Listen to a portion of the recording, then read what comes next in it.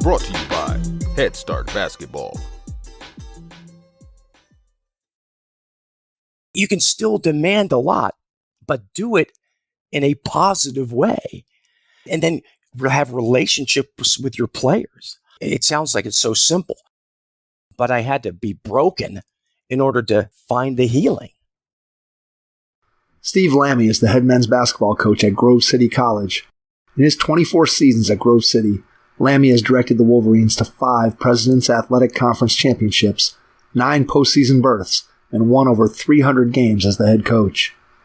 Lamie is the 21st head men's basketball coach in Grove City history. Prior to becoming the head coach, he assisted longtime head coach John Barr for 4 seasons. Lamie's coaching career began as an assistant at Cedar Crest High School in Lebanon, Pennsylvania. After 4 seasons at Cedar Crest, Steve spent 2 years as a graduate assistant at Kent State University, earning his master's degree in biology in 1991.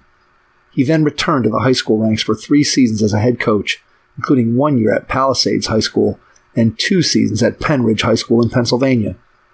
Lamie played 4 years at Grove City College under John Barr, earning the team's Hustle Award and co-captain honors as a senior. As a sophomore during the 82-83 season, he helped Grove City advance to the NCAA Division III championship tournament as the Wolverines set a school record with 21 victories. Hey Hoopheads, I wanted to take a minute to shout out our partners and friends at Dr. Dish Basketball. Their Dr. Dish shooting machines are undoubtedly the most advanced and user-friendly machines on the market. Learn more at drdishbasketball.com and follow their incredible content at Dr. Dish B-Ball on Twitter, Instagram, Facebook, and YouTube. Mention the Hoopheads podcast and save an extra $300 on the Dr. Dish Rebel, All-Star, and CT models. Visit drdishbasketball.com for details. That's a great deal, Hoopheads. Get your Dr. Dish shooting machine today. Hi, this is Dr. Bob Grzanek from the Energetic Sports Lab, and you're listening to the Hoopheads podcast. Prepare like the pros with the all-new Fast Draw and Fast Scout. Fast Draw has been the #1 play diagramming software for coaches for years. You'll quickly see why Fast Model Sports has the most compelling and intuitive basketball software out there. For a limited time, Fast Model is offering Hoopheads listeners 15% off Fast Draw and Fast Scout. Just use the code HHP15 at checkout to grab your discount, and you'll be on your way to more efficient game prep and improved communication with your team. Fast Model also has new coaching content every week on its blog, plus play and drill diagrams on its play bank. Check out the links in the show notes for more. Fast Model Sports is the best in basketball. Take a few notes as you listen to this episode with Steve Lamie, head men's basketball coach at Grove City College in the state of Pennsylvania. Hello and welcome to the Hoopheads podcast. It's Mike Klinzing here with my co-host Jason Sunkel, and I am pleased to welcome to the Hoopheads pod Steve Lamie, head men's basketball coach at Grove City College here in the state of Ohio. And Steve and I have an intersection which we're going to talk about. Steve was the graduate assistant at Kent State while I was playing there, so I am definitely looking forward to diving into some stories from way, way back in the day, Steve, way back in the day, making us both feel a little old. But anyway, first of all, again, welcome, and just want to get your take when you think about going back in time to when you were a kid. Tell us about some of your first experiences with the game of basketball. Sure. And thanks for having me, Mike. I appreciate it. Absolutely. But my love for basketball started with my dad, and he had played at Penn State and was the captain there and the leading scorer when he had graduated. Now, this is back in 1950, so we're going back like 70 years. But and then he had the opportunity to he was drafted by the Baltimore Bullets, but that was in 1951. And of course, the Korean War was going on there, and he was drafted not by the Baltimore Bullets, but by the U.S. Army. So that was the end of his playing career. But my love for basketball started with him, and he was also my first coach. as we were playing CYO basketball. And I think, all those CYO teams were named for Catholic schools. So I was on the Seton Hall team. But I didn't have a very good start to my basketball career. I mean, I was really bad, Mike. So bad that even in CYO ball, and this is for like 9 and 10-year-olds, I couldn't even start for my dad's team. And I didn't even score that year. In fact, it got so bad that I remember looking in the book because we even had score books, the old Mark V, Kramer score books For sure. and I didn't have any points, and I closed it up and I gave it back to my dad, and I'm depressed, and I thought, I'm not very good at this game. But then he coached me the next year, and that year we were on Boston College, and I think maybe I scored 10 points. So incrementally I got better at the game, but I really loved it. And I grew up in Bethlehem, Pennsylvania, out on the eastern side of the state, an old steel town and a great sports town. And I played baseball and basketball at Saucon Valley High School. But my great love was definitely basketball. And we had some good teams. But I do remember, and it's one of those moments that just change your life. And I was sitting on my bed. It's December 23rd, because we had just gotten done with our last game before Christmas break.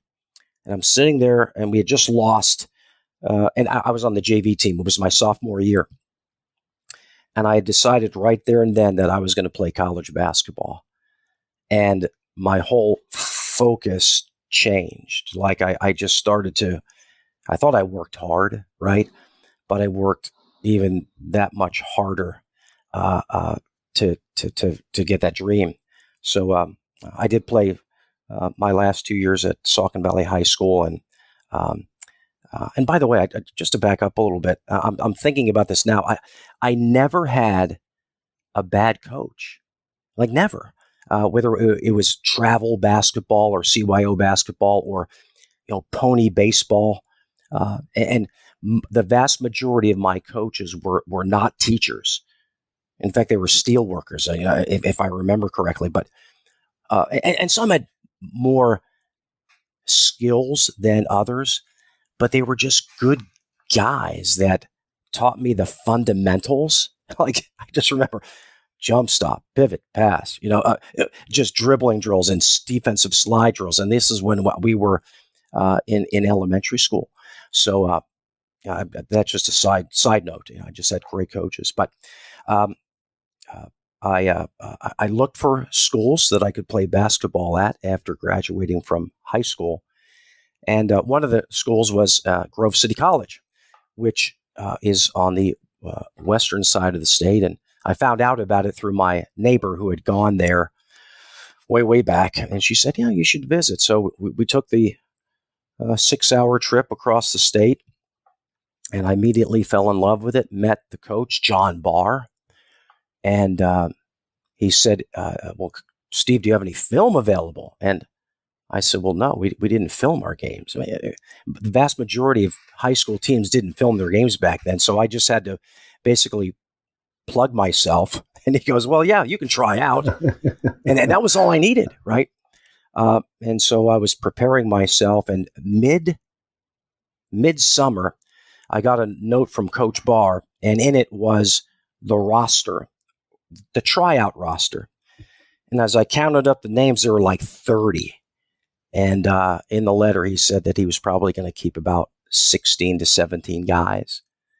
I thought, this is really going to be an uphill battle. And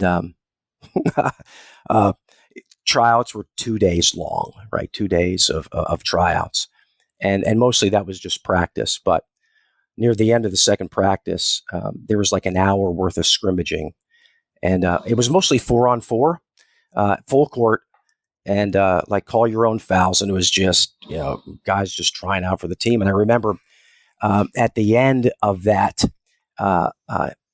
I thought, okay, I've done all I could. I let it all on the floor. I left everything on the floor, and all 30 of the guys sat down along the sideline, and he said, "Well, gentlemen, thanks for the tryout.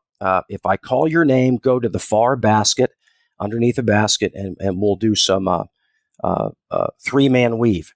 The rest of you guys, I just want to thank you for trying out." And he started to read off the names, Bob Crow, Jody Peters, Kevin McHugh, Steve Lamie. And I still remember this, Mike, that as soon as my name was called, I just started to walk towards that far basket. And the guy that was called right ahead of me, he was a junior, a very good player, Kevin McHugh from Mount Vernon High School in Ohio. And he put his arm around me, and I started to cry. It was that emotional, like my dream had come true. And I know some people are dreaming for scholarships or, NIL money.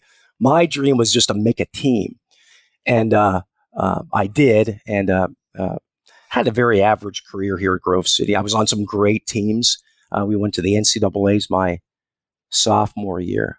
And I was like Forrest Gump. I was on the end of the bench, and I could describe everything that happened on that team, and on all the records that were broken and going to the NCAAs. But I was definitely a participant on the bench. But ended up being a captain my senior year, and after that, I got into teaching and coaching, which was always my dream. And but that was my playing career, Mike. It ended at Grove City. Many years ago. All right. So how'd you get from a kid who doesn't get their name in the scorebook when you're 9 and 10 years old to somebody who is a college basketball player? What did that look like? Because I know that when I think about, and I've said this on the podcast before, that kids today, you go and try to figure out what you want to work on, and you can search up YouTube, or you can work with a trainer, you can do all these things. But you grew up in the same era I did, where none of that stuff was really available. You kind of had to go out and figure it out on your own and work and get better. So what did that look like for you? What was the process of going from that little kid who couldn't really do much on the floor to a guy who impressed somebody enough to make a roster at the college level? I'll go back to say that I never had a bad coach. I had a great coach in high school, Fran Very, who I still am in touch with to this day. And I was taught the fundamentals, and I knew, I couldn't consciously say this, but I knew that was my only ticket. So that was a part of it, just kind of knowing that I really had to be good at the fundamentals of the game. And part of that was getting my butt kicked in like travel ball in junior high, and almost saying that, and if I'm going to compete, I got to be good at this stuff. And the other thing that really helped me was going to instructional camps. And in those days, instructional camps were just that. It was, and it was at Moravian College. I remember that. It was Sunday through Saturday. And it was until you got up in the morning, until you went to bed at night. There were 12 drill stations in the morning, 12 drill stations in the afternoon, some playing in the evening, and more skill sessions. And I think I learned a work ethic there, and I just applied it like every day. And thankfully, I had a basketball court in my driveway that I utilized all the time. And I don't know if this is healthy, Mike, but I remember that basketball was the only thing I was really good at. And it became my identity. Again, I don't think it was, looking back, it was probably not healthy, but it gave me a work ethic. It gave me discipline. It kept me out of trouble. And so it was just the work. And I just knew that I had to be really fundamental. And I really had to be good at defense. And that was my calling card. I could really defend well. So it was, I guess, just to encapsulate it, it was having good coaches throughout my career that just taught fundamentals. And I imbibed that. I wanted to please my coaches, but I also wanted to be successful. And I thought, well, if I listen to them, I should be okay. And then learning the work ethic by going to those camps and just applying all those things that those coaches said. It wasn't a babysitting camp. It wasn't, let's just play. It wasn't Monday, Tuesday, Wednesday, then you go home. It was like boot camp, but for basketball. And so I think that enabled me. And the other piece, again, identity. Again, I don't know if that's healthy, but it forced me to just throw all my eggs into that basket. Yeah, I think that's something a lot of people can relate to. I know that I think about my own situation, and I would say that, yeah, my identity was tied up in a huge way with the game of basketball for sure. And as you said, I'm not sure that necessarily that's the healthiest way to go about life. And certainly we all mature as we get older, and hopefully we become a little more well-rounded. Although at the same time, here we are, both on a basketball podcast talking basketball at 10:37 at night. So we're obviously, basketball is still a hugely important part of both of our lives. But I know one thing that you've mentioned here now a couple times is just the impact that the coaches that you had across sports had on you. And so that leads to the obvious question: did you always know that you wanted to coach? Was that something that you were thinking about from a very young age, or was that something that you didn't really get to till maybe you got to college and you started thinking about, hey, what's my career going to be? Just when did you come to the realization that coaching was a place where you wanted to end up? Yeah, and I remember when that happened. After my freshman year at Grove City, and I was a biology major at Grove City, and was either thinking maybe medicine or teaching and coaching. But I was able to do all summer in between my freshman year of college and my sophomore year of college.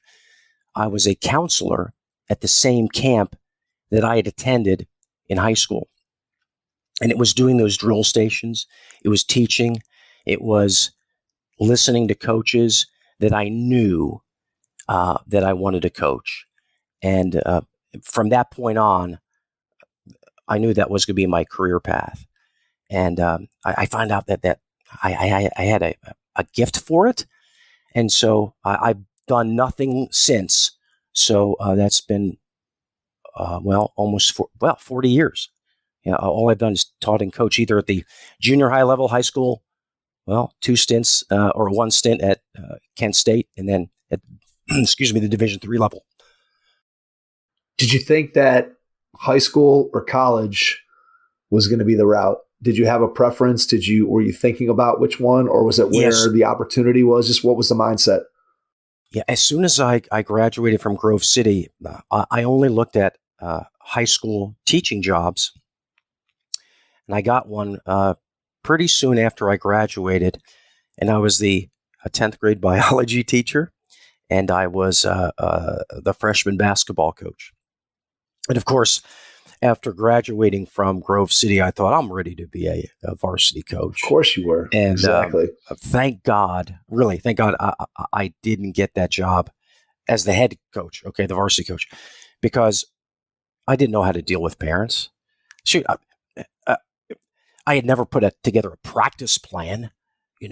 How was I going to deal with players that were just 4 years younger than me? And again, I was blessed with a mentor.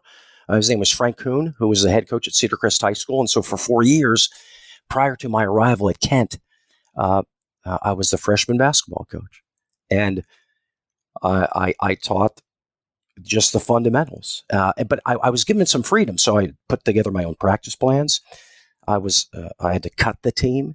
I was told what to run offensively. I was told to just teach man-to-man defense, and so I was able to kind of grow into the profession. And when you're a 9th grade coach, you just have to coach the fundamentals. Honestly, Mike, it's like no different than what I'm doing now. It's just we have more skill, right? But it really, I'm so thankful for those 4 years. What did you love about coaching right away? really the interaction just with the players, the locker room, the camaraderie, and I still love that to this day. But also seeing kids like come together. They all have these different personalities, and then you develop a culture where they're working together. That's really special. Seeing the light bulb go on with a freshman when he starts to get it, or just when he starts to do things, simple things like he's doing things on his own, and he's kind of mimicking you, like he's taking what you're doing or what you're teaching, but he's making it your own, and that is really special. It's still special to me today. What's something that, on the other hand, was more difficult that when you look back, you're like, man, I was not very good at that when I first started? Yeah. I would say during I'll never get good at it. And that's cutting kids. I've told my assistants that if you ever feel comfortable cutting someone, whether they deserve it or not is immaterial. But if it doesn't hurt, then you should leave the profession. I mean, you have to make the decisions. I'm not saying that, but if it doesn't cause you to have a sleepless night or feel guilty, then I don't think you have much compassion. So maybe I'm always bad at that, but probably taking it personal. Like if a kid is he's misbehaving, or if he's not doing the right thing, that taking taking his screw ups personal, almost as it's a personal attack. And again, I think this goes back to identity. And so if my whole identity is just basketball, and some freshman is screwing up, or even a kid here at Grove City and he's screwing, and I'm so invested that my identity is how he plays, then I'm going to lash out in some negative ways. And so I've had to kind of mature and say, look, okay, that's basketball, but it's not who I am, and it shouldn't be taken as a personal attack on my integrity or my teaching ability or, my personhood. I hope that makes sense. No, it does. It absolutely does. And I think that's something that I don't think there's any coach out there that enjoys the process of telling a kid that, hey, your dream is over for this season anyway. Mm-hmm. And, I think that having gone through that as a coach many, many times, I think one of the things that, just as you said, that you always try to do is to be able to have that conversation with the kid and encourage them and give them something that they can latch onto, so that you don't snuff their dream out permanently. You want to give them an opportunity to say, hey, yeah, I'm not where I need to be right now in order to make this team, but there's still an opportunity for me if I do X, Y, and Z, that I can come back and try it again next year. And that is one of the most difficult things, I think, as a coach, to sit down in front of a kid and say, hey, you didn't make it. And it's tough. And obviously coaches have all different ways that they go about doing that process. And I always think that it's beneficial to be able to talk to a kid. You can post a list, and there's a lot of coaches and programs that do that. But I think if you can talk to a kid, again, now if you have 100 kids that try out, obviously you can't talk to all 90 kids that you're cutting. But in a lot of cases, I think if you can have that personal conversation with the kid, that it makes a difference. And as you said, the relationships are really what coaching ultimately is about, and getting to know those kids. And so even a kid that takes the time out to come to your tryout, I think if you can have those conversations, it's worth it. Yeah, good point.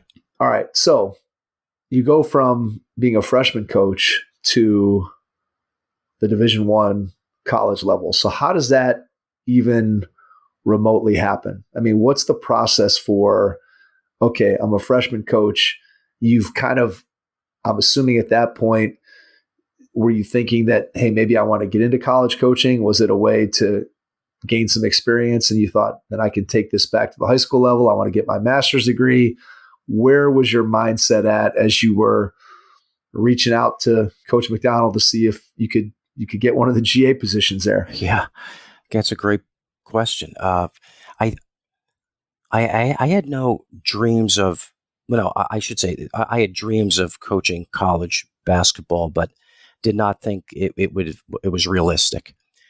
But I thought that a graduate assistant position could get my foot in the door to have a head high school position at some point, and then also get my master's degree paid for. So I applied to probably 50 schools and didn't hear back from anybody. But the GA at Kent State at the time was Jody Peters. And Jody and I were teammates at Grove City together. And so I think Jody, in fact, I know it. I mean, he was my foot in the door with Coach McDonald at Kent. And he gave me an interview. I drove up to Kent State, and it was a brief interview, honestly. And I think he went on Jody Peters' recommendation. And somehow, some way, I got the job. It was no question, Mike, a connection. It certainly wasn't my pedigree. I was a mediocre college basketball player. Now, I did have teaching and coaching experience, so maybe that helped a little bit. But I was you can probably say I was just a blank slate. And Coach Mack took a chance on me. I'm forever grateful for that. And also I'm forever grateful for Jody, who's still a friend of mine, to put in a good word for me. All right. So what do you remember? What were your first impressions of Coach McDonald? Okay. Probably like everybody, Coach Mack looked like the grandfather figure, self-deprecating, probably intense, probably no nonsense, but kind of a grandfather figure, a stern grandfather. Yeah, I think that's probably what most people, I think, on the outside, I think when they looked at Coach McDonald, I think that's what they saw. And, on the inside, I think as we went through and, you and I talked about it a little bit when we connected in Pittsburgh back a couple weeks ago, there was a human element to Coach McDonald that I think was a part of him that he didn't always let his players see. And when I think about my experience as a player, I think that's one of the things that when I look back at it, that I wish there had been more of that human connection between player and coach, which is obviously something that we talk about a lot more today than we did back in the late 80s, early 90s when you were at Kent and when I was playing. There was many more coaches in the mold of the Bob Knight style of coaching where it was, hey, you're going to do this because I said you're going to do it. And more so than taking the time to explain the why and all the other things that we talk about in today's game. But what do you remember about the adjustment from a coaching standpoint? Obviously, you're going from a completely different level of player that you're working with, where you're working with freshmen in high school versus you're working with Division I college players. What was that adjustment like for you out on the practice floor, just trying to figure out, okay, where do I fit in and how do I maximize what I'm doing here?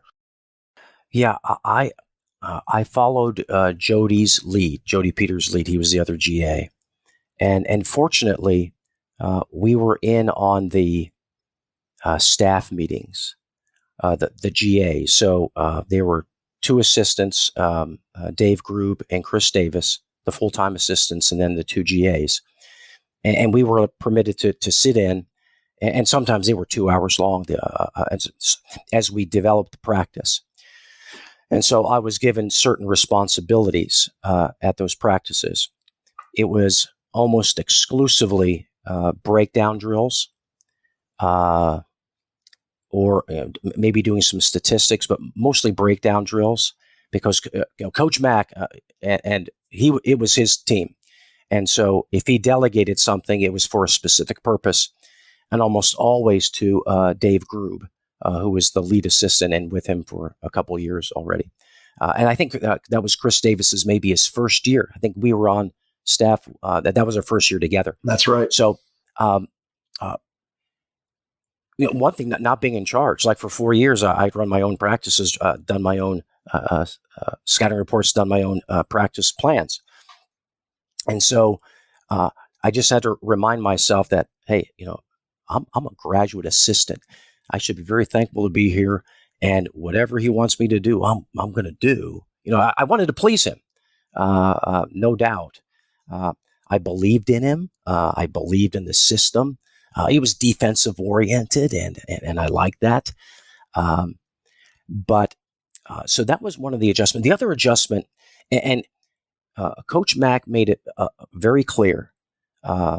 Well, two things I remember during the interview process, that he goes, Steve, this is a business. You have to remember that. We're here to win, and we have to make decisions based on that.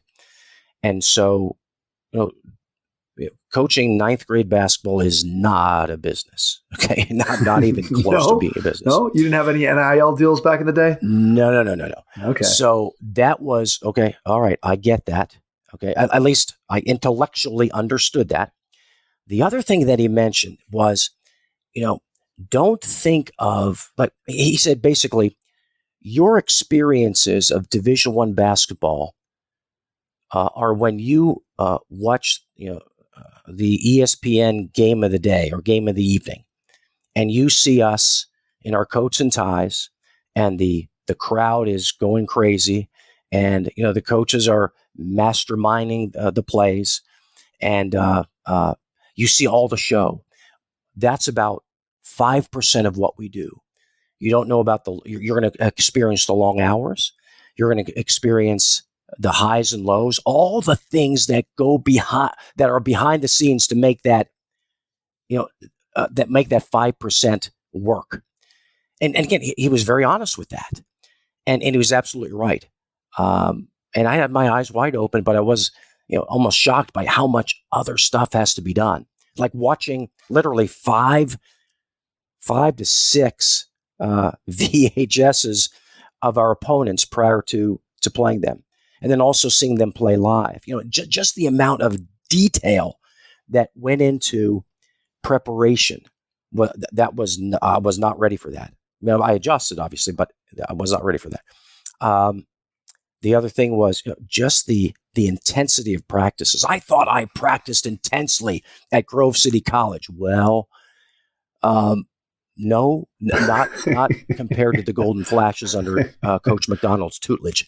And again, that was a culture shock, but it was really exhilarating just to see how hard you can go. The other thing was, 2-hour practices were the norm at Grove City College. 2-hour practices were the norm when I was a freshman coach.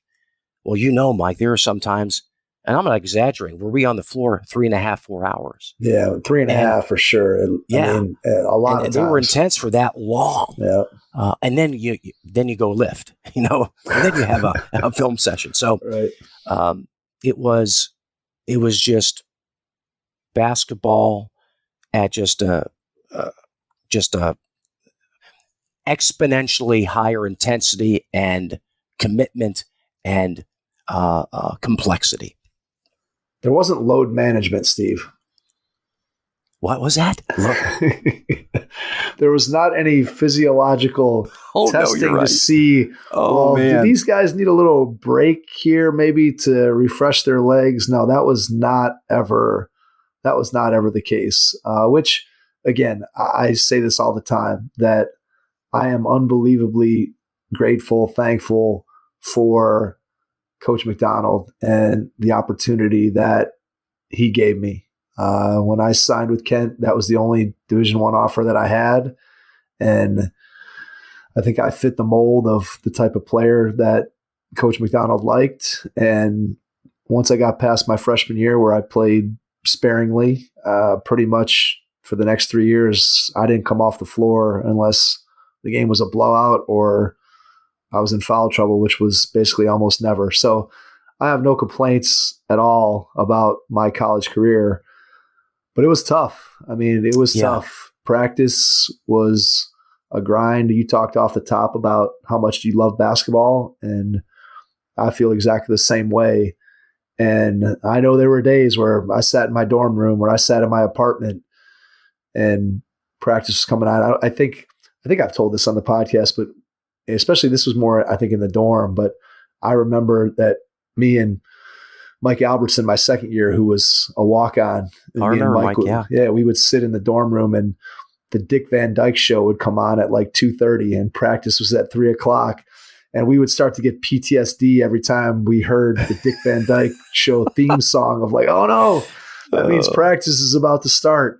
And again, like, I'm a kid who loves basketball, and there were certainly days where I didn't love practice. And yet at the same time, I do think when I look back that I got just about everything I could have possibly gotten out of myself and the level of talent that I had to be able to play at the level that I did and play the amount of minutes that I did. And I think that, again, I attribute that to what we had to go through in order to be able to get out on the floor, and the fact that I was kind of able to navigate that and tough it out and figure it out. And obviously you came to Kent during my sophomore year, so I didn't play very much as a freshman, and came in, and just like any other player, I was probably more of an offensive player in high school and less of a defensive player. And I remember just kind of looking around during my freshman year and trying to figure out, okay, what's our team going to be next year, and how am I going to get on the floor? And figuring out that, as you said, Coach McDonald was certainly a defensive-minded guy, and figured out, hey, I got to be a defender. And that's kind of what I turned myself into sort of through my freshman year, and then that continued through my sophomore year. And we had a really good season that first year. And I got myself on the floor, I think, because I figured out, hey, I got to defend, and sort of shifted the way that I approached the game. And, I think that there's a lesson to be learned. I've shared that with lots of other young players that I've talked to over the years, that sometimes you just got to figure out, like, what is your coach like, and what do you need to do in order to get on the floor? And sometimes it may not be exactly what you want to do, but if you want to play, sometimes you got to figure that out. I think sometimes that's lost in today's game. That's a great point, Mike. Hey, and I like to tell your listeners, because I did coach you for 2 years, your on-ball defense was as good as anybody that I've ever coached. And one thing we have spoken about this, but wasn't your dad an exercise physiologist at Cleveland State? Yes, sir. Yes, okay. Sir. And I hope I'm not. It's been a while now, but I remember looking at your stance and thinking, man, that's kind of a shallow stance. You want to get your feet a little bit wider, Mike. And something I think you told me, like, I think you coached me on this. Because no, my dad says, like, it should be like, this is shoulder width apart. And it's a little bit more narrow than you would expect, but it allows you to move those feet faster. Am I correct? And didn't he do a study? Didn't your father do a study on that? Yeah, I mean, he had some stuff that we did. Like, he and I think after I graduated, we wrote a book, and he did some stuff with, like, I was doing plyometrics. Not that it really helped me, but I was doing plyometrics and different things that were at the time way ahead of the times. My dad built like boxes that I was jumping off of, and we had rubber tubing and platforms, and I was running uphill and downhill. And at one point, I think he strapped me to a motorcycle, with a big long rubber tube and things. Yeah.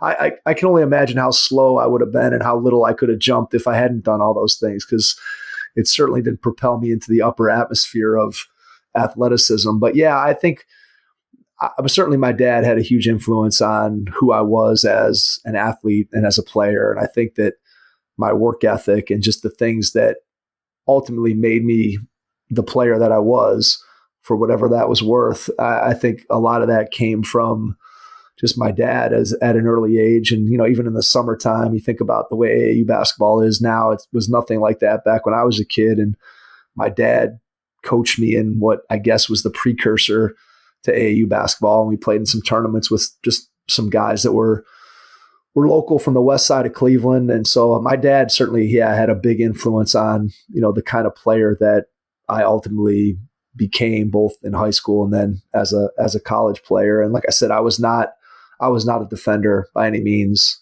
as a high school player. And you transformed yourself big time. I did. And because I wanted to play. I mean, ultimately did your listeners know what your nickname was at Kent? I don't know. Mike. It was Iron Mike. At least it was to the coaching staff. There you go. I remember. So there you go. I want to say maybe Coach Davis might have started that, because I don't know if that was around. Although it might have been Jay Smith, who ultimately he's at Michigan now. But yeah. Jay left after my freshman year. It might have been him that coined that at some point. So okay. That's one of those things that, you kind of look back on it as a kid, and over the course of time, I think I've told the story that I had a whole era, Steve, where when I was a kid, like 13, 14 years old, I started going up to the park in my neighborhood and kind of got befriended by an older guy who was probably, at the time, he was probably in his mid-20s. He felt like he was like 50. Right. And he started calling me Jerry West. And so from that era of my life, I'll still occasionally run into somebody who knew me in that time, and they'll still call me West. And it'll be funny if I'm with somebody who wasn't around from that era, and they'll kind of turn their head, look at me funny, like, what are they talking about? Like Jerry West, yeah. Where'd that come from? So it's like a very specific era of people who even know that nickname existed. And certainly Iron Mike is not one that I don't think anybody ever called me that, like friends or players, or I think that was more of I think you guys probably used that more than I did. Well, it shows you what respect we had for you, and you were a tough defender, my friend, and a great shooter too. Well, I think that's one thing, Mike. Like it wasn't. You were a multi-dimensional player, and you may have. I don't know if you led us in assists that year that we went to the NIT, but you were one of our top assist guys, as well as one of our best 3-point shooters, and a great defense. You were that complete player, that and just the ruggedness that Coach Mack, like that was a prerequisite, right? It had to be a prerequisite, that had to be it, because he had to know that you could go through those practices. Yeah, like I said, I think what is, when I look back, there's no greater respect that when I think about my time there's no greater respect that the coaching staff could have shown me than throwing me out on the floor for 37, 38 minutes a game. Yeah. I mean, that I think told me everything that I needed to know about kind of how I was perceived within the coaching staff. And again, I appreciate you talking and saying those kind words about my playing career. And certainly it's something that I look back on extremely fondly. And like I said, I think that just like you talked about in your own career, I think really what it comes down to is the work ethic. And did I try to maximize whatever gifts I was given? Did I try to maximize those gifts? And I think that that's really what I tried to do. And I wanted to be on the floor. Like I wanted to play. And I tried to do what it would take to be able to do that. And, that first year that you were there, obviously we had a ton of success. And I think that was probably the best team that I played on during my 4 years. And I really think, had we not, looking back at it, we lost in the first round of the MAC tournament after having split with Ball State, who ended up going to I think they went to the Elite Eight that year. Yes. And, we would have, I think even if we would have made the final and lost to Ball State, I think there was a pretty decent chance that we could have gotten an at-large bid that year just because we had a lot of success. I think we won 2 in-season tournaments that year.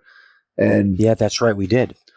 So, it was just, we had just had a really good team. We were well balanced. We had shooting and scoring all over the place and really good defenders, and we had size, and it was just that was one of those years where you catch lightning in a bottle. And then, and then the following year we started off, we were like 7-4. And then I'd be interested. I don't know if you even remember the conversations, but I remember, at that point we were starting 3 guards and I was kind of playing small forward there at the beginning of the year. And I think basically kind of what, at least our perception of it as players, was that Coach McDonald didn't necessarily like the fact that we were playing maybe a little faster than we normally would. And we maybe had a few more turnovers and we're shooting a few more threes. And he kind of wanted to go back to sort of the way that we always played. And we kind of switched up lineups, and then we got into league play, and it just kind of all cratered from there. And, then that last year and a half, we never found the magic that we had before, which is kind of strange when you think about just, again, the guys that we had, myself, and we had Harold Walton, he was the MAC freshman of the year and scored over 1,000 points, and Tony Banks scored over 1,000 points. So we had 3,000 point scorers all from the same class. And, when we were seniors, we won, I think, 9 games or 10 games. And, if we finished 9-19 with 3 guys who scored 1,000 points in their career, it's kind of crazy, in all honesty, when you think about it. I do remember, and it was maybe over Christmas, that we revamped the offense. We were a motion team, at least early in the season. Yep. And then we just went a 180 and went back to, if I'm not mistaken, a lot of triangle and high post sets. Yep. That Coach Mack was much more comfortable with, for sure. And I just remember, again, it didn't get our best personnel on the floor, as I think the way that the players perceived it in the moment. So, but hindsight is 2020. As I get older, I see that I'm a product of my environment, my upbringing. And like with Coach Mack, I think the same with him. Why was he such a hard driver? And I don't say that in a negative way. A disciplinarian, like just fundamentals, toughness, grit. And I remember we were going, Mike, to a tournament in New York City. We were playing Iona. Yep. And that trip well. I was sitting with him on the plane, and I remember him, and he opened up a little bit. He was going home. I mean, he's a New Yorker. He was born there, raised there. So a little bit different environment, right? In the city, probably have to earn your stripes every day. And then he was in the Army for 3 years. And that was before he went and played at, I believe it was Bowling Green or Toledo. Yes. I forget. Yep. So here's a coach who's, again, the streets of New York. Then you're in the Army, even before you get to college. And there are times, Mike, where, and this is sometimes at practice, sometimes at a staff meeting, he could look at you and those eyes and that facial expression. It was like a gunny sergeant. Yep. He would just. Trust me, I remember those. I remember those facial expressions very, very well. I can still shudder when I see them. Yeah. But that was, again, he was a product of his upbringing, and that personality and that sheer will, helped us be competitive. Yeah, I agree. I mean, I think that there was certainly challenges. There were certainly days that were really tough. But like I said, I always come back to, that was a guy who took a chance on somebody who didn't have any other offers. And I was the 7th freshman in a class of 7. And I was lucky to end up where I ended up. And then to be able to get the opportunities that I got to get out on the floor and play, and basically, like I said, never come off the floor as a sophomore, junior, and senior is pretty incredible when I look at sort of how I started. So I mean, I have nothing but respect and gratitude for what I was able to do as a college player and just the entire experience. And there were moments, again, clearly where it was tough and it was challenging, and you certainly had to figure out ways to fight through it and maybe not always get everything that you wanted on the relationship side of it. But like I said, I think that he got everything out of me that I think you could possibly get out of me as a basketball player. And for that, I'm forever grateful. So, all right, I want you to give me your funniest story. I have two that I'm going to share with you that I want to see if you remember. Okay. I doubt you remember either of the ones that I'm going to share with, but I know you'll appreciate them. So I don't know if you have a funny one that you remember that sticks out. Yeah, that sticks out. Oh, yeah. Well, one that sticks out, and this was your sophomore. This is the year that we went to the NIT. We were playing at Indiana and Assembly Hall, Bobby Knight. And we are at the shoot-around the evening before the game. And by the way, we bused there, if you remember, to Bloomington. Yep. And we're there shooting around, doing our thing. And then the ball stopped dribbling and the balls were not shot anymore. And everyone turns. And then there is the general, Bobby Knight, coming out of, he's walking onto the basketball court. And I guess he and Coach Mack were contemporaries and knew each other. And I remember Coach Knight going up to Coach Mack and Dave Grube and Chris Davis. And they're talking there. And I start to walk over to see if I can maybe shake his hand, right?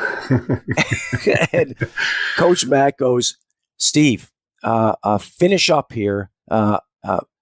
I'll be down at Coach Knight's office." And so I think the three coaches plus Jody Peters, the other GA, went down, and I was stuck with the rest of the shoot around. There you go. That's funny. I remember Knight coming out. I definitely remember seeing Knight in person, because what I remember is just the fact that he was way bigger than what I would have guessed, and you could just feel like his physical presence. He was just a physical presence, much bigger than I would have thought in person than from having watched him on TV for all those years. So I have a funny story from the Indiana game. Okay. So during that game, that was when Lawrence Funderburk was still at Indiana. Right. So it was a timeout at some point during the first half. And as we're walking back to our respective benches, the player, we were crossing. So I was going one way and Funderburk was going the other way. And he walks up to me and he stops and he grabs my face with two fingers, like his thumb and his forefinger, and squeezes my chin / cheek. And I remember I looked at him and I couldn't even, I was just flabbergasted that I'm what is happening? I have no idea what's going on. And then I walked back to the bench and, whatever, and the game continued. And then at some point later in the game, he did it again. This is during the game, not this during is a timeout. This is during a timeout. This is again during a timeout, during a timeout situation. I remember I turned, I'm like, what are you doing? And he just gave me this smirk.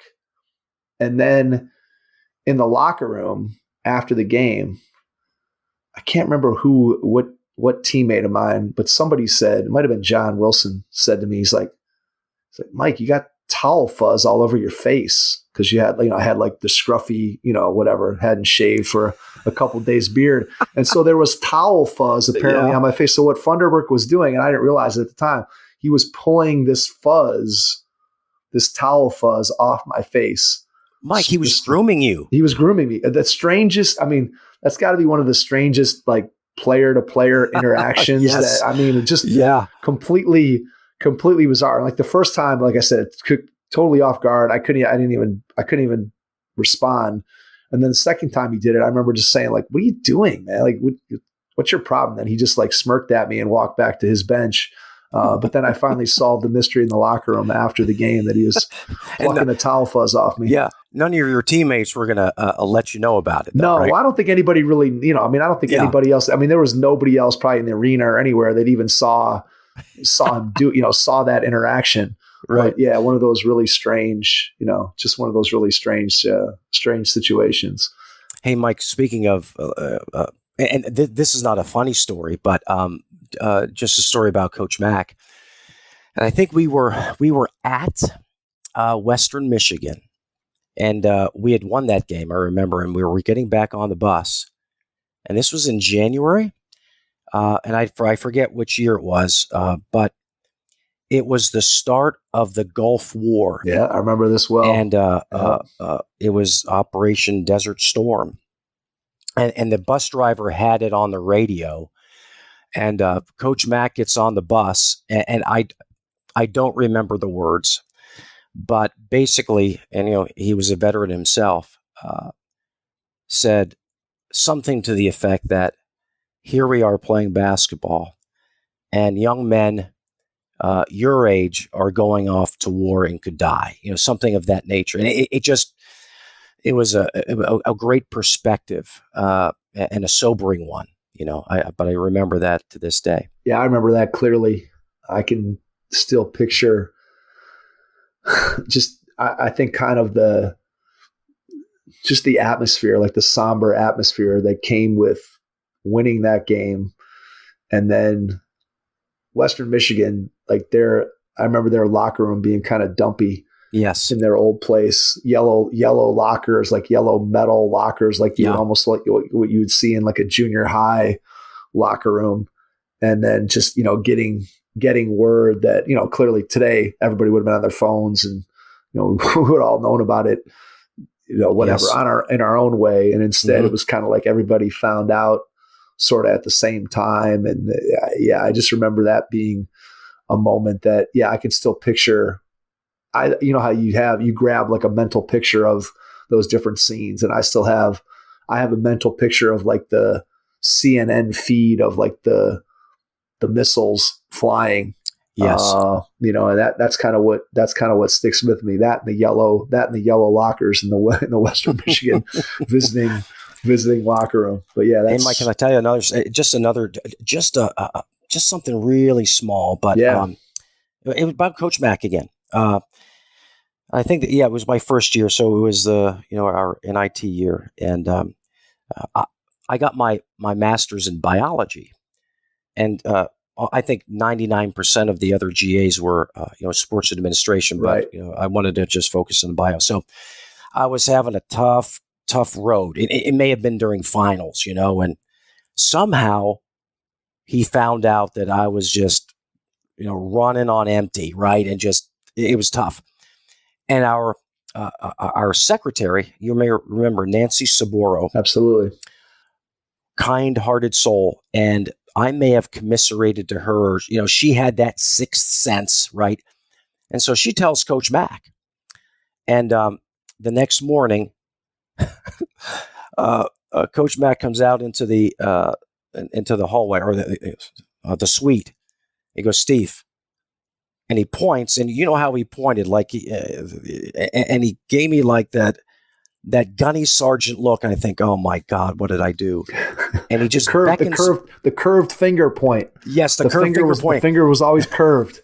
Yes, and he beckons me into the office, and I'm thinking, this is not the right time. Like, I don't know what I'm going to do. Right. So I sit down, and he goes, and he's writing. Okay, he's writing on a 3x5 card. And it takes him 5 minutes, but like I'm just sitting there. I don't know what it's about. I mean, is he writing my death warrant? Is he giving me a pink slip? But after he's done writing, and it's in script, he goes, Steve, you may need this. And it's a poem. Now, the poem was from, because you know how much he loved John Wooden. It was a John Wooden poem just about perseverance. Again, I don't remember it. I think I still have it somewhere. But it was just his way of saying, hey, just you're in finals right now. Suck it up. You'll be okay. And it was just one of those kind-hearted moments that, I'll treasure. But, they're just something simple. But, how coaches, how much influence we can have with just those little things. And if I would ask him about it, He wouldn't remember. He would probably never remember it. Yeah. I say that all the time, that there's so many things that coaches have said to me or that I remember that there's no possible way that any of those people, teachers, coaches, there's no way that they remember the things that they said to me that still I carry with me to this day. And I think what that speaks to is, as a coach, you have to be really measured with your words and what you say. And because somebody somewhere is hearing those words, and look, a lot of that stuff slips away, but there are certainly things that don't. There are certainly things that carry with you that you always remember. I do remember Coach Smith at one point in my freshman year, going back to the Iron Mike thing, saying to me, you're the toughest kid on this team. And I don't even remember the where. I don't remember where he said it. I don't remember the context, but I know at some point he said that to me. And I do remember thinking back to that at various times where things were really tough. And just thinking, well, if I'm the toughest guy on the team, I got to figure out a way to get through this and make it through and show other guys that we can get through it. And again, I'm sure he would have no recollection. I mean, he might remember that he felt that way, but he certainly wouldn't remember any more than I would the context of it. And it's just interesting how much of an influence we can have as coaches. And speaking of that, I know how many times I've screwed up and maybe saying something really dumb or disparaging on the bench, right? Or at practice. Yep. And then knowing that it already came out, I can't take the words back, and just owning it. It's really helped me to you just go to the player and say, look, Mike, I just screwed up. Okay. I'm sorry.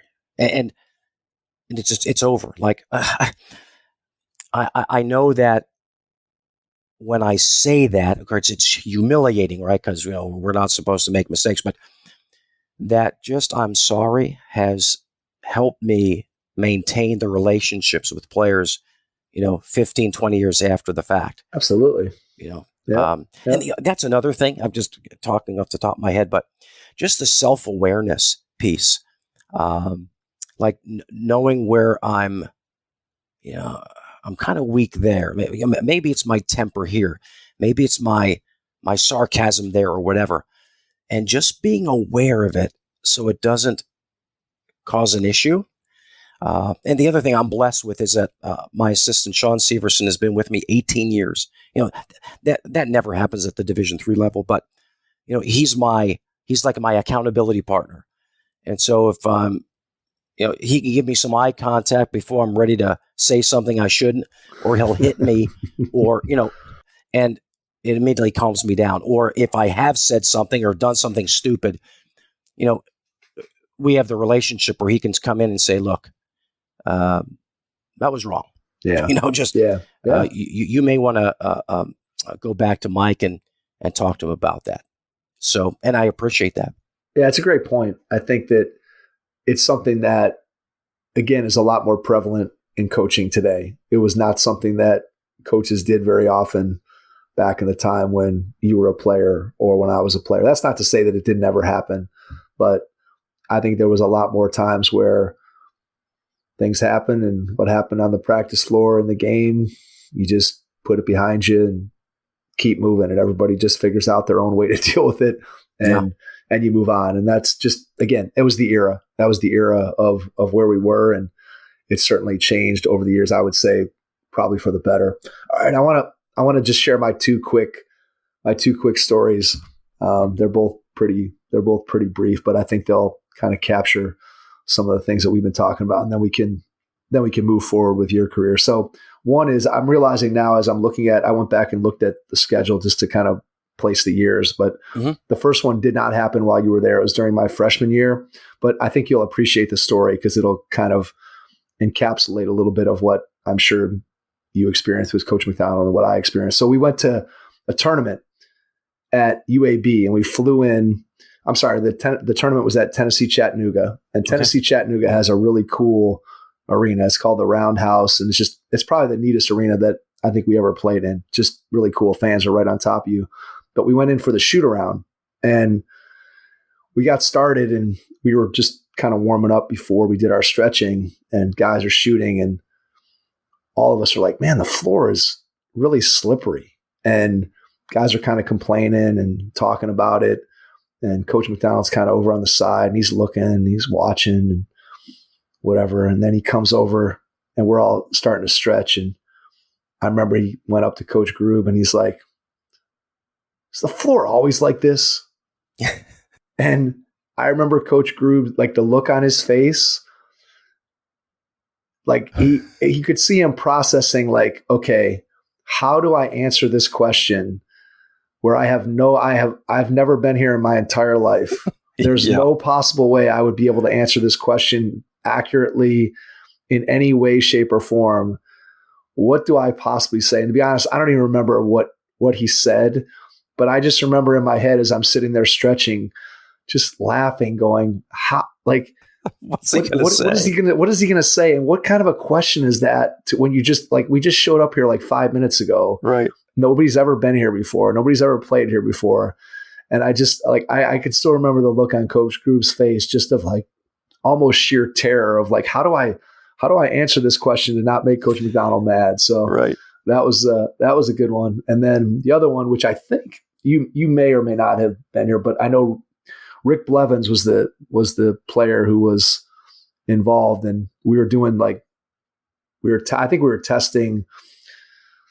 We must have been testing guys' verticals, but basically you were jumping. We didn't have like the vertical jump thing where you hit the, whatever, the little pegs. It was just jump up and see how high you can touch on the backboard. Okay. And I think Rick was the first one, and everybody was going to get, 3 tries or whatever. And so Rick jumps, and then, he steps back a couple of steps, and, he jumps again, and, whatever, he reached 10 feet, 10 inches or whatever, whatever it was wherever he reached. And I remember Coach McDonald stopping it, going, wait, he needs a break in between. Like he's got to be at his full capacity when he's jumping. And I just remember like sitting there going, oh my God, like we practice for like 5 hours at a time, and you're like killing us to try to do whatever. And now here's a guy who's jumping once, and you're telling him like he needs like a 3-minute break in between these jumps to be able to get an accurate measurement. I just remember in my head going, oh, like the contradiction in the two things. So anyway, those are just a couple of funny ones that just like those things that when you look back on them, you're like, yeah, that was kind of nonsensical. I mean, I realized it was nonsensical in the moment, but they're just things that sort of happen over the course of time with anybody. And again, it's not specific to Coach McDonald, but those were a couple funny things where I was just like, man, do you get kind of what's kind of happening? So we all have those moments as coaches, but it's kind of fun. Yeah. So your first impression is everything when applying for a new coaching job. A professional coaching portfolio is the tool that highlights your coaching achievements and philosophies, and most of all, helps separate you and your abilities from the other applicants. The Coaching Portfolio Guide is an instructional membership-based website that helps you develop a personalized portfolio. Each section of the Portfolio Guide provides detailed instructions on how to organize your portfolio in a professional manner. The guide also provides sample documents for each section of your portfolio that you can copy, modify, and add to your personal portfolio. As a Hoopheads Pod listener, you can get your Coaching Portfolio Guide for just $25. Visit coachingportfolioguide.com/hoopheads to learn more. All right, so let's move on from our collective Kent experience. What are you thinking as that time at Kent is wrapping up? Did that make you more want to become a college basketball coach? Did it make you less want to become a basketball coach? Obviously, you go back to the high school level. So just where were you? What happened as that experience ended? I think it reinforced in me that I wanted to teach and coach. So it was, I'd love to teach biology and coach basketball like I did before, but I want to do it as a varsity coach. And so I didn't get any. In fact, I didn't pursue the college route, and so I went back to the high schools, and I was a head high school coach for 3 years prior to going back to Grove City as the assistant, which was an interesting thing because I remember I called John Barr, who was my coach at Grove City, and there was a college job in the area that was open, and I thought, well, I'd like to apply for it. Maybe they'll look at me because I have now college experience. So I called John up and I said, hey, coach, can you give me a recommendation? And he goes, wait. I just had a meeting with the president, and they're going to give me an assistant coach. And I'd like you to think about it. Now, a little background is that for the 10 years prior to that, John Barr was the head coach and the assistant coach here. I mean, he had nobody to help out. And so this was a big deal. And I thought, wow, yeah, I'd definitely be interested. Definitely. In fact, here's another little story. I remember watching Princeton practice. There were a bunch of high school coaches, and I was coaching in the eastern side of the state. And we all went to Princeton, New Jersey, and watched Pete Carrill do his thing. And it was a brilliant practice. It was like 3 hours long, and all they did was run offense. That was it. And afterwards, we went to a local pub in Princeton, and there were about a dozen of us coaches.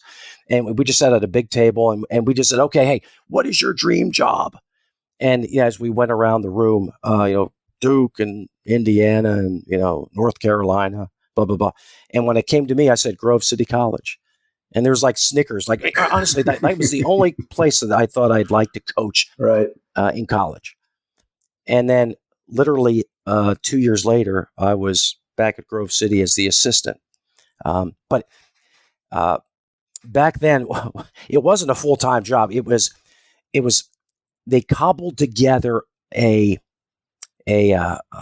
job description. So I was going to be a lab assistant in the biology department, teaching the labs. I was going to be a head resident, and then help John Barr coach the basketball team for $10,000. And I would have taken it was a huge pay cut because I was a public school teacher, but I was not married. I had no debt.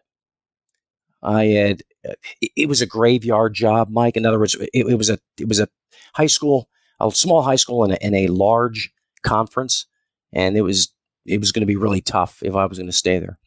So I jumped at the chance, and I was John Barr's assistant for 4 years, and then when he retired, they elevated me to the head coaching position. That was back in 1998. What did you learn during those 4 years that made it easier when you got the head coaching job? I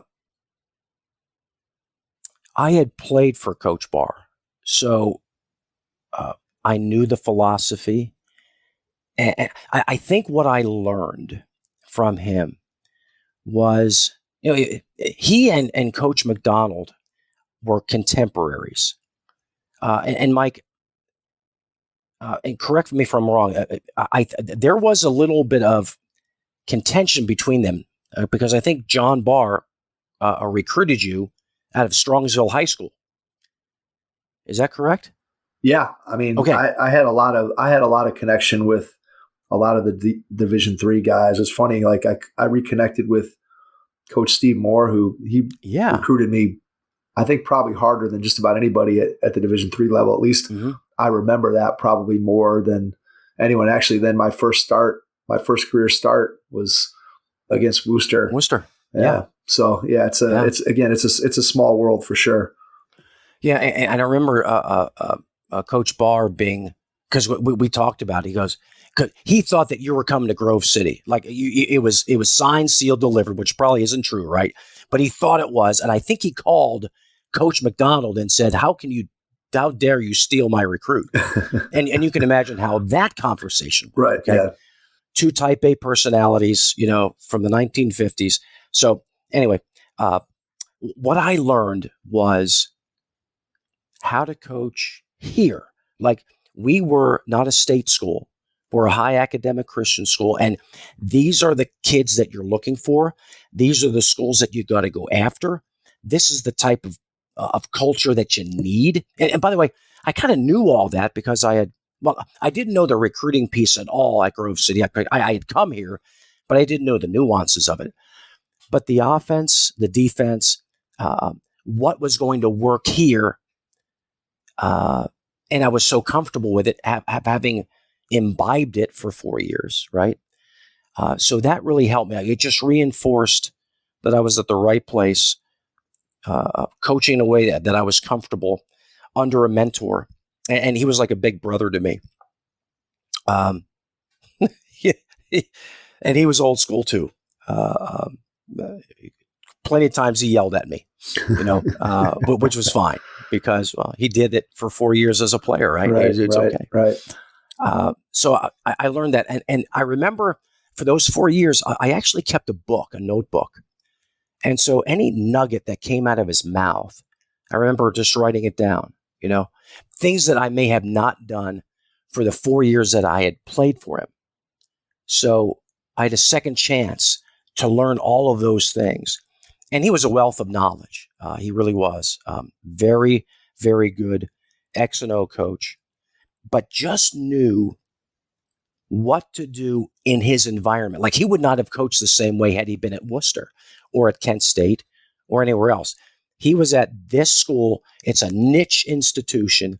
You can't do it like everybody else. So don't drink the Kool-Aid. Just, you're at Grove City, do things the Grove City way, and just keep your nose to the grindstone. Like, you got to be a hedgehog. Don't be a fox. Be a hedgehog. Just do one thing and do it really, really, really well. And those are some of the things I learned from him. How long did it take you to look at him as a colleague as opposed to that player coach authoritarian type Mike, I relationship? don't know if I ever got over it. Like, I still call him coach to this day. Yeah. So that's a great question. He was, but I mean, he would say, hey, Steve, you're like my little brother, but he was still the authority figure. Yeah. I was the assistant. It was his problem. There were many times where I would give a suggestion and he would say, Steve, I still have a pulse. I'm alive. When I'm dead, then it's your program or something of that nature. Right. Or he'll say, hey, if I want your opinion, I'll give it to you. But the thing was, it was never done in a malicious way. Like, he could say that and then 30 seconds later say, hey, why don't you come on over to the house for dinner tonight? Yeah. It was that simple. Like, a man he never held grudges.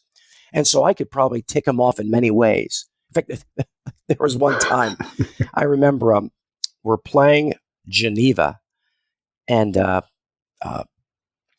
they score with about 8 seconds left to go up by 1. We take the ball out. We're going the other way. He's up, calling something. And I whisper in his ear, do you want a timeout? And what he did, he elbowed me like right in the face. Like, he just took his left elbow and put it right across my face and like knocked me out. Okay. And so, I don't want a timeout. And he just beckoned the guy to keep on going, which is a great thing because we laid the ball in at the buzzer and won. And then after that, it was like nothing happened. But all the guys on the bench were just laughing their heads off when they saw that. So, little things like that I remember. But he was my coach and a mentor, but I wouldn't say we were colleagues. It is really cool when you think about I think it speaks to the coaching profession and the respect that we have for the coaches that we played for. Even when I reconnected with Coach Grube over the last couple of years, and he and I had dinner, and he came and watched Cal play once this season, and he's still just coach. You know what I mean? There's not like there's never a thought of me being like, "Hey, Dave, how you doing?" You know, it's just, you know, here I am as a 53-year-old man, and you still, I think you just have such reverence for the people who coached you in your life, and I think that's just kind of one of the great things about the profession, if you do it right, that you have that kind of relationship with the people that you influence as a coach. And I think ultimately that's where the power in coaching lies. Yeah, I agree, Mike. All right, let's talk about your time. Obviously, you've been at Grove City now for a long time, a lifetime, in fact. And you think about what you've been able to do with the program. And again, I could ask you to go back to the first day on the job like I sometimes do with people, but that's a long time ago. So instead, let's just kind of look at the overview, and then we can dive into some detail. When you think about the success that you've been able to have, what do you think are some of the key components or key things that you've done throughout your tenure that have enabled you to have the type of success that you've had? And you can define success however you want to define success in the relationships that you built with your kids in terms of the scoreboard and won-loss records, but just what do you think has been the key to your success over the years? You know, I think one thing, it goes back to what I mentioned before, is that it cannot be your identity. Like as a player, it was my identity. And now that helped in great ways to achieve things. But when I first took over the program from John Barr, I can remember just the self, it wasn't from the college, it wasn't from the administration, but just the self-imposed pressure that I put on myself to carry the torch. Like, it was important for me to be successful because I wore the uniform. He handpicked me as his successor. I didn't want to let him down. And so all those perceived pressures were placed on my identity. And I remember driving those teams really hard. And were we successful? Yeah. But I can remember telling myself, I can't do it like this. I just can't. And I remember waking up one morning. It was my birthday. And this is in the middle of June. And I was, my muscles were like, I was shaking. And my heart was starting to race. I'm thinking, I'm having a heart attack. Well, it was stress, Mike. It was stress. And that's all the doctors say. You're under stress. What's stressing you right now? I said, nothing's stressing me right now. It's the middle of the summer. But I had known that I was pushing too hard. It was my identity. And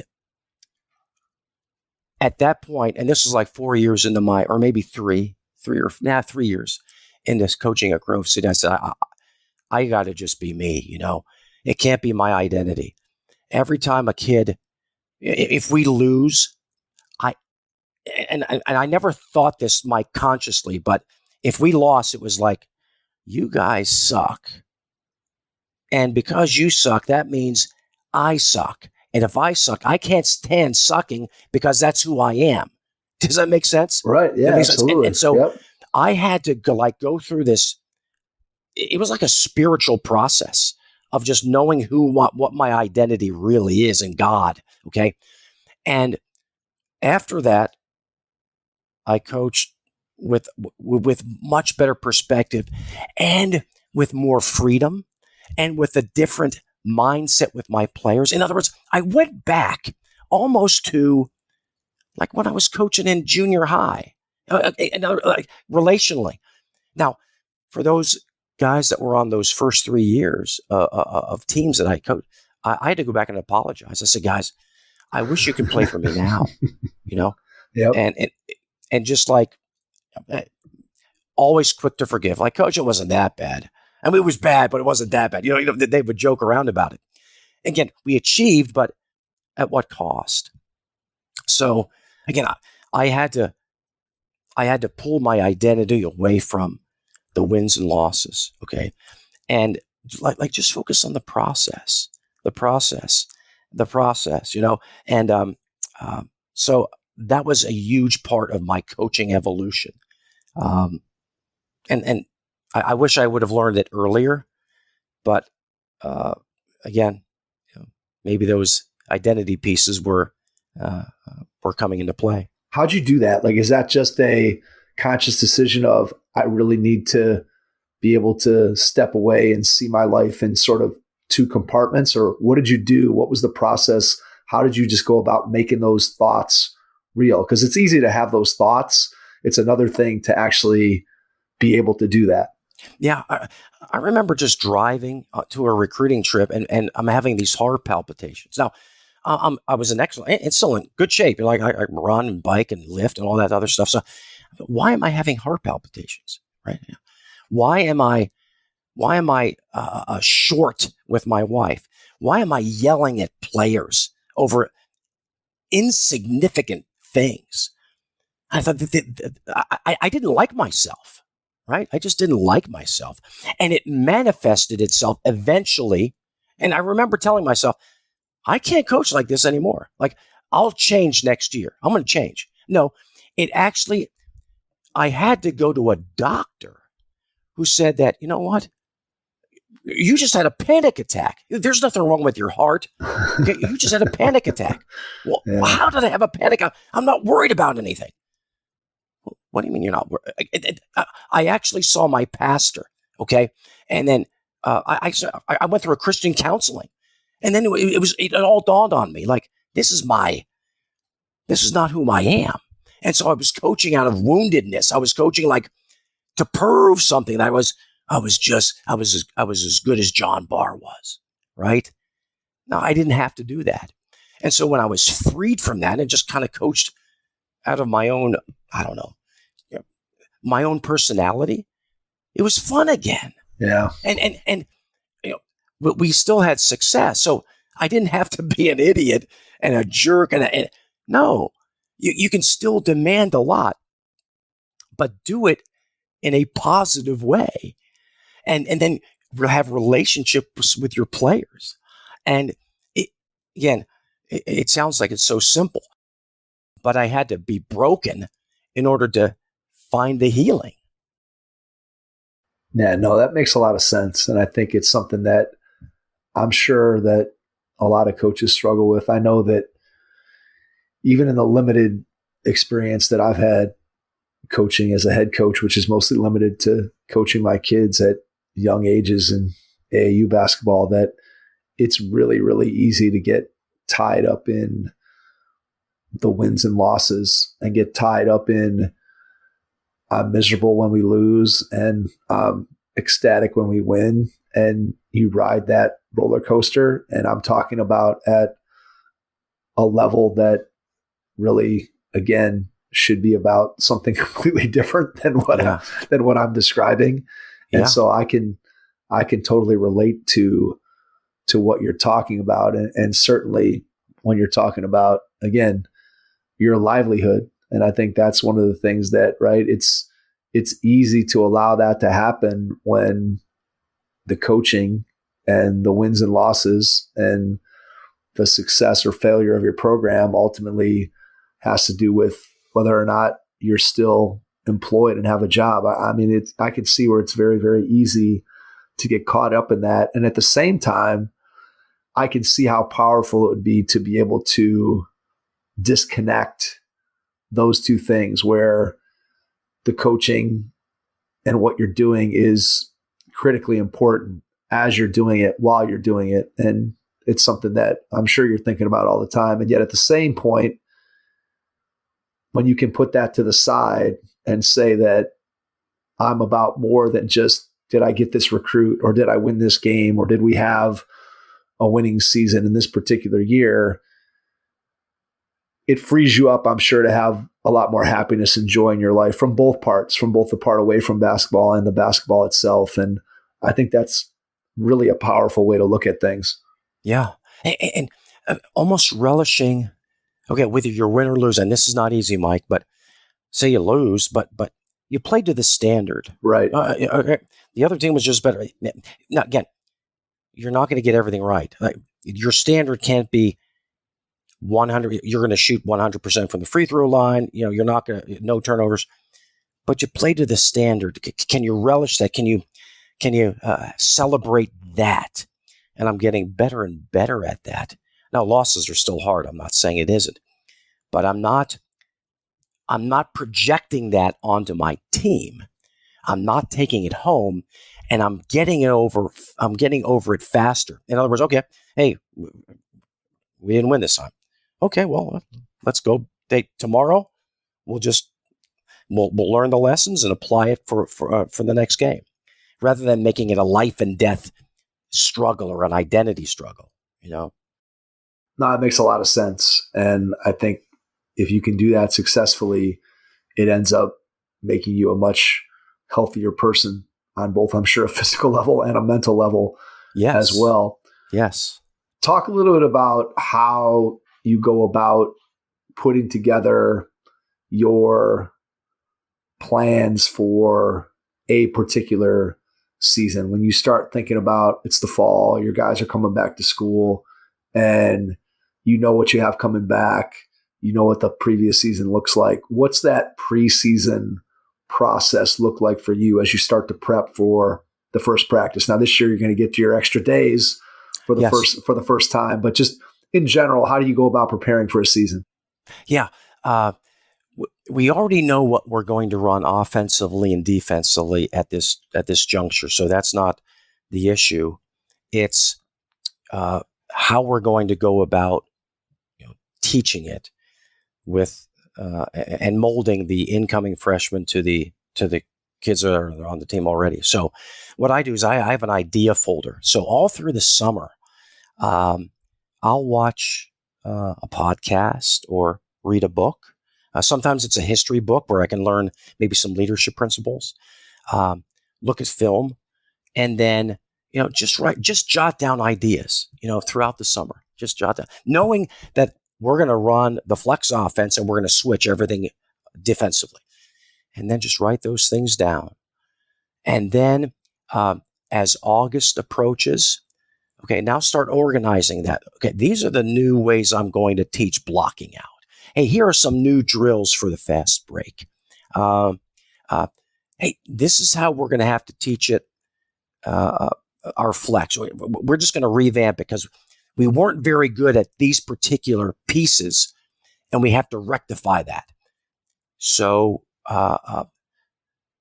we'll start doing a master plan of, all right, the first week of the preseason, the master plan is, this is what we want to be really good at. And I'll just give you an example. Like defensively, we want to be great at rebounding and field goal percentage defense. Everything else is like secondary. It's because we're going to be hedgehogs. We're going to be great at those two things. Okay. So if we're going to be great at those two things, what do we need to do for week 1 of the preseason, week 2, week 3, week 4 before the first game? And so we'll organize that for, again, those two specifics. We're going to be great at those two things. Well, how are we going to be great at rebounding? And then we fill in those blanks with particular drills to teach that. And it's whole part whole. So, hey, this is the big picture. This is what we want. We're looking at from 10,000 feet. This is what our mission is. This is our philosophy. These are the 2 statistical categories that we want to be great at. All right, now let's build those into the practice plan and specific drills that are going to get us there, and that we can measure. And so we'll do that on the offensive end and the defensive end. And then when the bullets really start to fly and you figure out, and by the way, it really starts when we scrimmage Mount Union, okay, which we've done the last 10 years. And they just lost in the national championship game. So they're going to expose everything that's wrong with us. And it could be everything, right? I mean, they're that good. But from that point, okay, now we can start dissecting it. we can do a post-mortem after our scrimmages and say, all right, we didn't take enough time on the closeouts. We got to really rectify that, okay, before the first game. Or, hey, it looks like we're pretty good with our switching. Okay, this guys seem to get it. So, we can cut back on that and then place a little bit more emphasis on maybe the closeouts or something like that. So after the first scrimmage, we're kind of riding by the seat of our pants, but we're just rectifying specific issues that we see that we may have been blind to because we're just scrimmaging ourselves. Does that make sense? No, it does. It absolutely does. I mean, again, you can't really know what you have until you go against somebody else who doesn't know what you're trying to do. It's a lot easier to see what your strengths and weaknesses are as a team. And then, as you said, then you can kind of attack those points a little bit more surgically as opposed to just kind of randomly guessing, all right, what are we good at? What are we not good at? What does that look like against our own guys? How do you plan a practice, like an individual practice? What's your process? Do you sit down by yourself and write the plan? When do you do it? Where do you do it? Just what's the process like?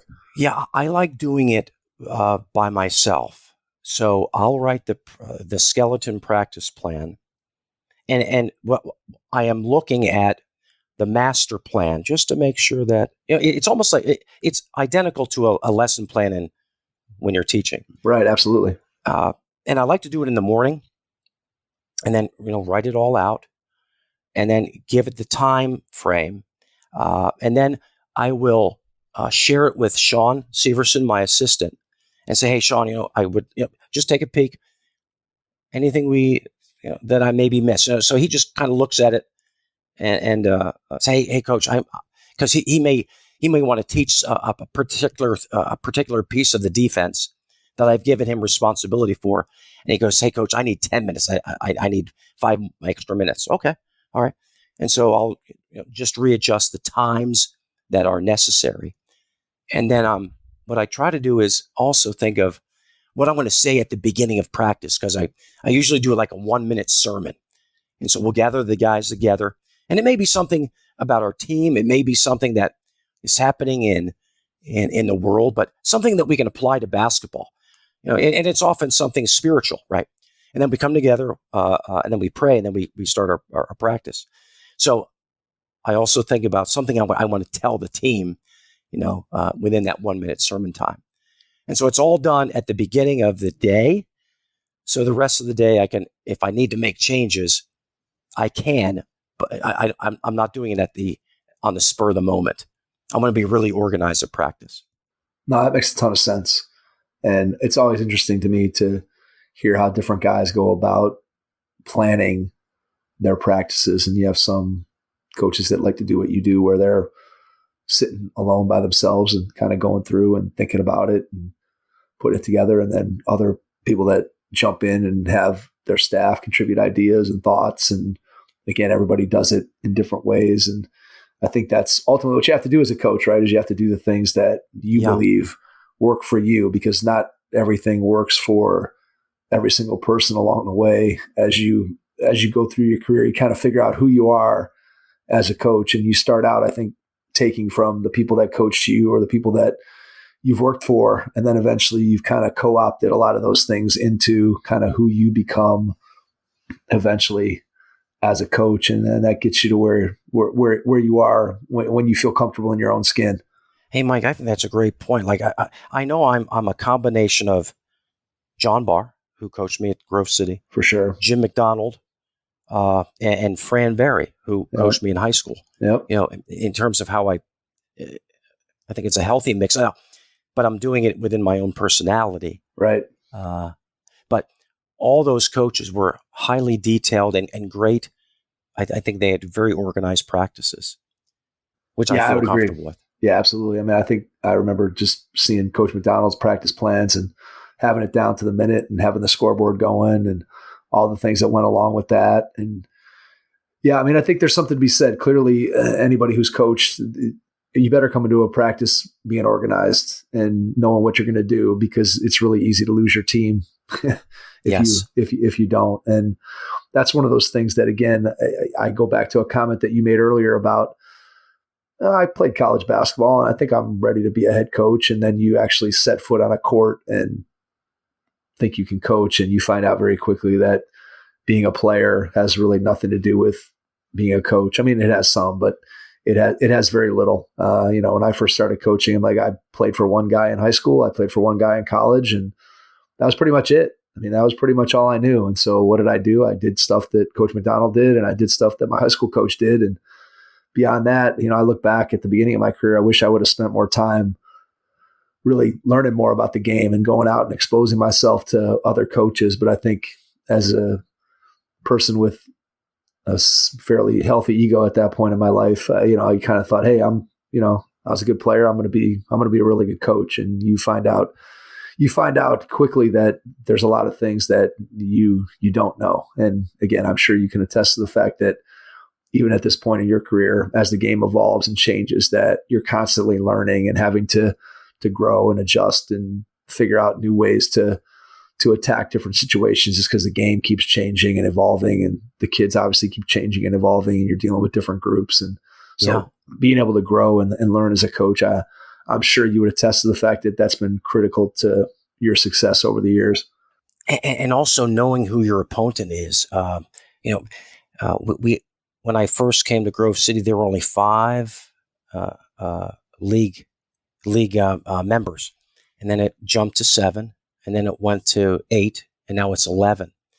And because of that, the competitive nature of the conference has changed, and so we've had to adjust our defenses and offenses to meet that new reality.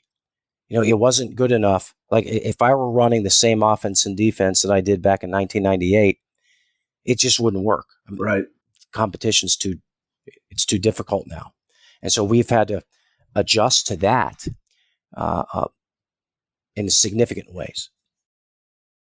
Yeah, it's interesting that as your program evolves, and obviously as your conference around you evolves and the game itself evolves, I say this all the time. You think back to when we were at Kent and we were running motion and high post set and all the different things that we ran. And I tell people all the time, like, I could probably count on one hand the number of ball screens that I was involved in offensively and defensively during my 4 years. I mean, it just wasn't part of the game at that point. And you think about how different coaching in the era that we do today, where the ball screen, you better have multiple ways to defend it or you're going to be in a lot of trouble really quickly. And yet back in the time when I was at Kent, you didn't have to worry about any of that stuff. And you were worried about other things, and you were worried about defending different actions. And the game just keeps changing. When you think about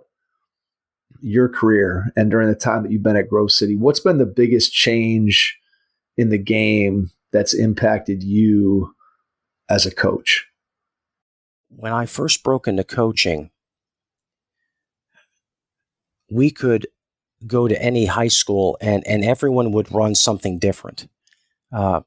Even when we were at Kent, there wasn't just one, maybe it was the era of motion, but not everyone, not even close, in the MAC ran that. There was more diversity in offenses back in the day. And I think that once the 30-second shot clock came into being, and maybe a little bit before that, it started to cause offenses to standardize because you didn't have as much time to maybe work for a shot. When I was at Kent, it was a 45-second shot clock, I remember. So I would say the vast majority of schools that we play against, and I see this at the high school, are running some variant of dribble drive.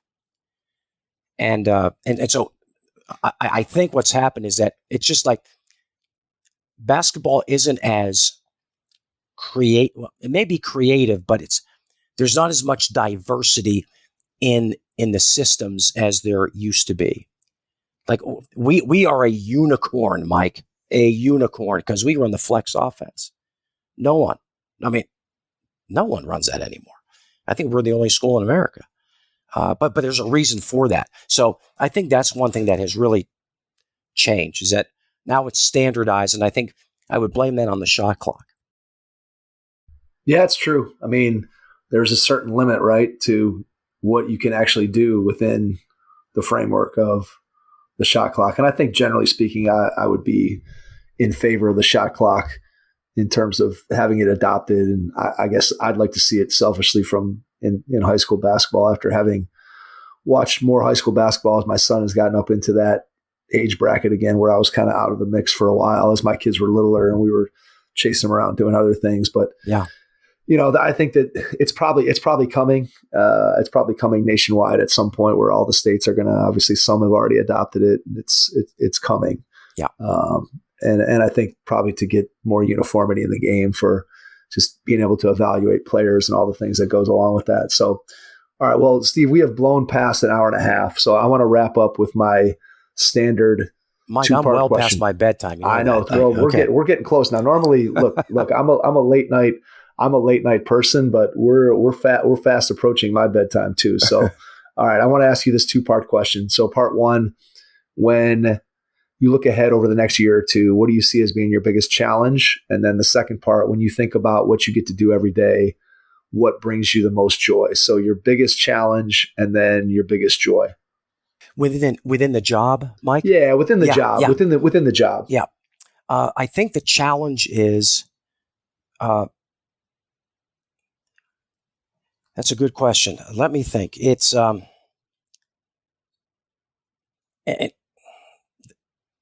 think it's this way most years, but the challenge is getting 18 guys on the same page, running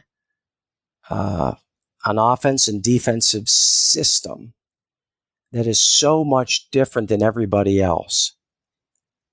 And so we have to bring kids that have a different perspective of basketball coming from their high schools, and then saying, this is the Grove City way. This is our path. And then just making sure everyone buys into that, because it is so much different than what they're used to. So that's the challenge. The joys, did you say, Mike? Yeah, the joy. Yep. Is seeing that through, just seeing that, just seeing it, put it all together, and guys sacrificing and doing it and seeing it work, and seeing the love and accountability on a team. That brings joy to my heart. That's well said. And I think that when you can envision what you want things to become, and then you can see that come to fruition, and then share that with your team and your players, I think there's a tremendous amount of satisfaction to be had from that. And I think that's well said. Before we wrap up, Steve, I want to give you a chance to share how people can reach out to you, connect with you, learn more about your program. So whether you want to share your email, website, social media, whatever you feel comfortable with. And then after you do that, I will jump back in and wrap things up. Okay. Yeah. I can be reached at my email address. It's Lamie at gcc.edu. That's probably the easiest way to get to me. And my cell phone, 724-967-2643. Perfect. Steve, cannot thank you enough for taking the time out of your schedule to join us tonight. That was a blast, getting a chance to spend, I don't even know how long we spent, 30 minutes, 40 minutes, just reminiscing about our time together at Kent. It's incredible to me that was 30 some odd years ago that we were together for 2 years. Hey, Mike, and you look the same, man.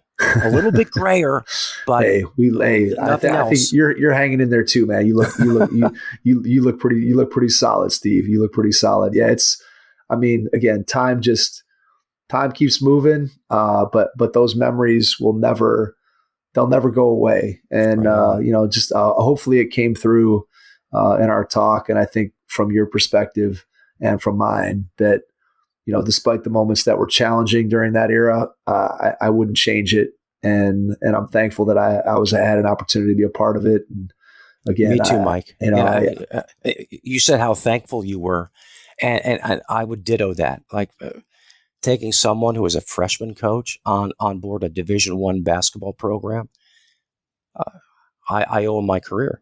Yeah, I mean, and again, I think about our time, and I think about you and being on the practice floor with you, and just thinking back to those days. And again, I look at one of the things that I'm so happy that has happened for me is that in the last whatever number of years here, I've reconnected with, I think, pretty much everybody that was on the staff, except for I haven't talked to Coach Davis, and I probably need to reach out to him.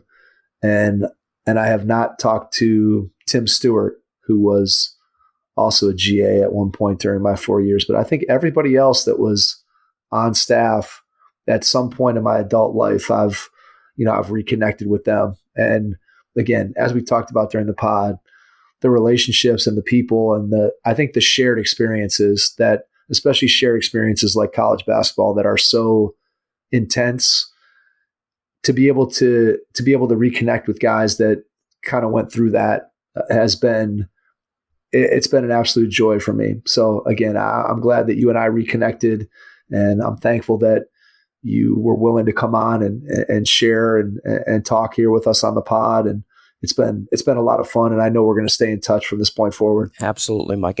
Thanks for the opportunity, and again, great connecting again. Great seeing you in Pittsburgh a couple of weeks ago, and talking with you tonight. For sure, absolutely, Steve. Cannot thank you enough. To everyone out there, we appreciate you listening, and we will catch you on our next episode. Thanks. Thanks for listening to the Hoop Heads podcast, presented by Head Start Basketball.